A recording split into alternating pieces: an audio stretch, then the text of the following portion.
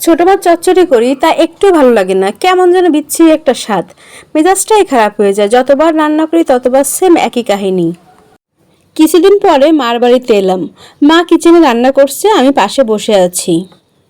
তো মাকে বলছি, মা আপনি ছোট মাছ চচ্চড়ি করেন, বেলে মাছ পুঁটি মাছ এত মজা হয়, আর আমি ছোট মাছ চচ্চড়ি করি বিচ্ছিরি লাগে, একটুও খাওয়া যায় না কেন?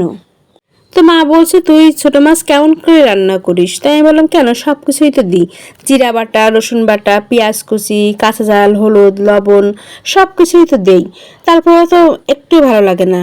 তা মা বলছে, আরে পাগল, ছোট মাছে কখনো জিরা বাটা রসুন বাটা দিবি না।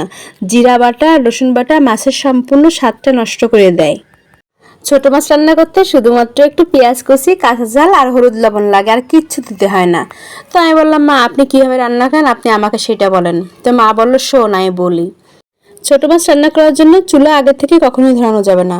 প্রথমে একটা কড়াই নিবা, আর কড়াইতে পর্যাপ্ত তেল নিবা। এবার ওই তেলের মধ্যে পেঁয়াজ কুচি, কাঁচা ঝাল ফালি, হলুদ আর লবণ দিয়ে একসঙ্গে সুন্দর করে চটকে মাখাবা।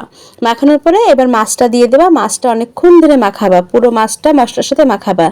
এবার আলু কুচি আর যদি টমেটো আর ধনেপাতা দাও তাহলে তো স্বাদটা আরও বাড়বে।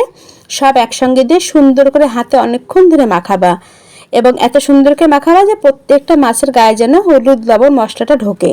যখন মনে করবা যে আমার মাখানো খুব সুন্দরভাবে হয়ে গেছে, এইবার জাস্ট তোমার হাত ধোয়া যে পানিটুকু, অতটুকু পানি দিয়েই মাছটা আর একবার সুন্দর করে নাড়াচাড়া দিয়ে মাখায় এবার চুলাটা জ্বালিয়ে দেবা অল্প আছে। ছোট মাছ রান্না করার সময় কখনোই বেশি আঁচ দিবা না, আর পানি যদি বেশি দেওয়া হয়, পানি বেশির কারণেও স্বাদ নষ্ট হয়ে যায়। যেহেতু পানি কম, যার কারণে চুলার আঁচটাও কমায় দিতে হবে, দিয়ে অল্প আঁচে রান্না করতে হবে। আর ছোটো মাছ রান্না করার সময় তো বেশি নাড়াচাড়া করা যাবে না, কারণ ছোটো মাছ খুবই নরম থাকে, ভেঙে যাবে। জাস্ট প্রথমে যখন বলক করবে হালকা একটু এপাশ ওপাশ নেড়ে দিতে হবে, হালকা আস্তে ভাবে করে। আর পুরো টাইমটাই কিন্তু ঢেকে রাখতে হবে, আগলা রাখা যাবে না, যেহেতু কম পানি দিয়ে রান্না করা হচ্ছে। আর মাঝে মাঝে একটু কড়াইটা ধরেই নাড়াতে হবে, মাছে হাত দেওয়া যাবে না। তো যখন তেলটা উপরে ভেসে উঠবে তখন বুঝতে পারবা মাছ হয়ে গেছে।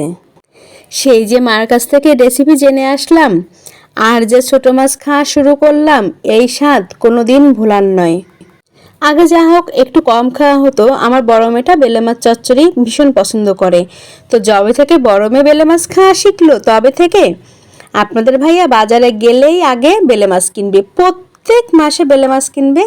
ছোট মাছ কাটতে কাটতে তো আমার হেল্পিং হ্যান্ড আপা তো মাঝে মধ্যে রেগেই যায়, কিন্তু কিছু বলে না। ভিডিওটি ভালো লাগলে একটি ফলো দিয়ে সাথে থেকে যাবেন প্লিজ।